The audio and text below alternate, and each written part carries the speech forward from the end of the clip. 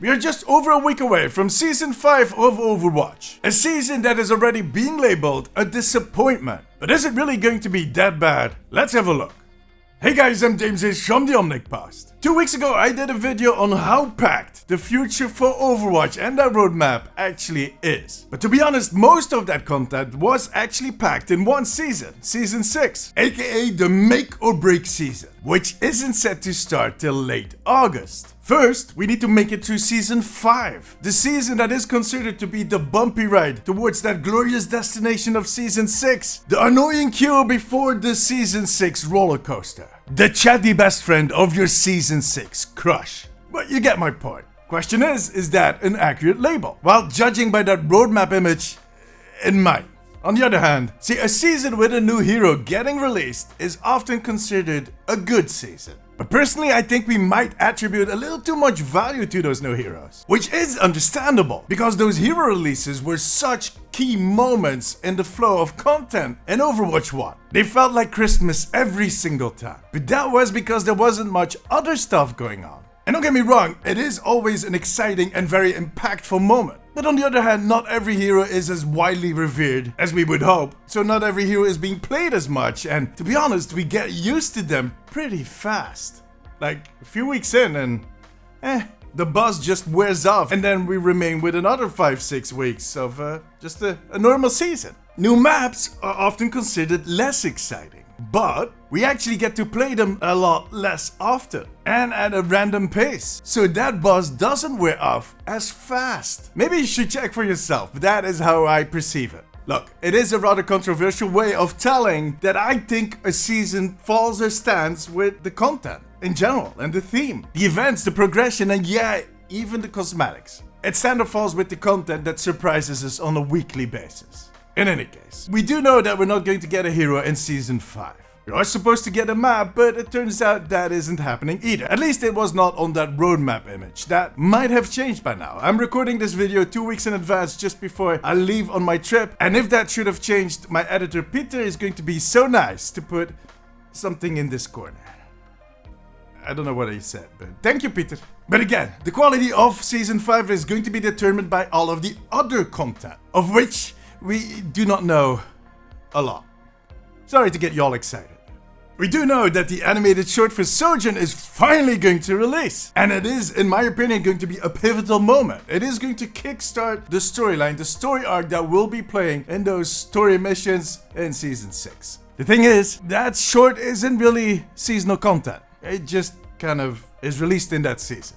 So, in my opinion, that does not count. What does count is the return of the Summer Games event. It was replaced last year by a remix event, so it's kind of nice to have it back. And I'm hoping for a brand new game mode, a new sports mode, on top of Lucio Ball, if you like that kind of suffering. And I want to see an awesome free skin for those challenges. Come on, Blizzard, you gave us Surf and Splash Torbjorn, you can do this again. Speedo Roadhog. Haha. Yeah. Another classic that is returning is the On Fire meter. Yeah, sure, they should never have removed it. I get it. But unless you can go back in time, there's nothing we can do about that. Let's just enjoy that it's back, alright? Baby steps, guys, baby steps. They removed it because it had a certain potential for toxic behavior, and I presume that they removed that. And then there's that central theme for this season. And it looks like this season might be called Mischief and Magic. It will include a limited time game mode called Quest Watch. That sounds and looks so Dungeons and Dragons that I think we're going to see pointy ears, some weird ass guy using an instrument to fight, and a lot of hairy feet for the whole season. And you know what? That idea makes me giddy. I mean, I do not play Dungeons and Dragons myself. I am not allowed. It seems that my sense of humor does not fit that universe. A little too silly, I guess. But I am a huge fan of their influence. Tolkien. Yeah, no matter what they say. Tolkien.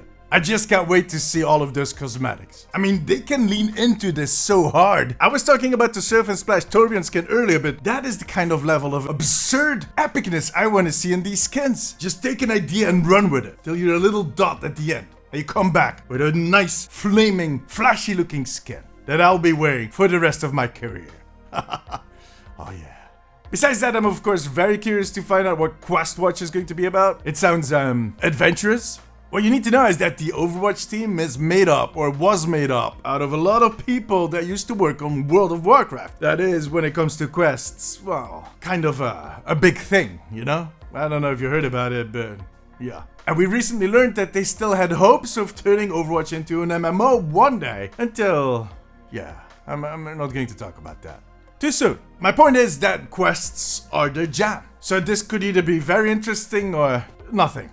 There's also a few unknowns that they did share without any context, like the 5 vs 5 mini season. Now, a lot of you seem to think that this is going to be a competitive season in which you need to be in a full group of 5 people to queue up. But since we don't have looking for group anymore, I don't know. That is going to exclude a lot of people. There's not a lot of people that have 5 friends that are available to play some Overwatch. If you ever would be looking, join my Discord. Always people looking for groups. And the creator workshop mode. I don't know. I've seen some comments of people hoping that it is going to be a map builder tool, which would be awesome. But if they did that, they would have made it a tile at least in that whole roadmap, wouldn't they? Instead of just like a few words, they would have made a huge deal out of it, I think. And then there's stuff like the mythic skin. Predicting a mythic skin is hard. It's nearly impossible. So let me try.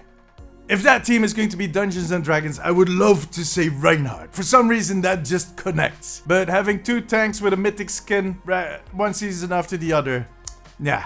If they don't want to pick a fight with the community, they better not do that.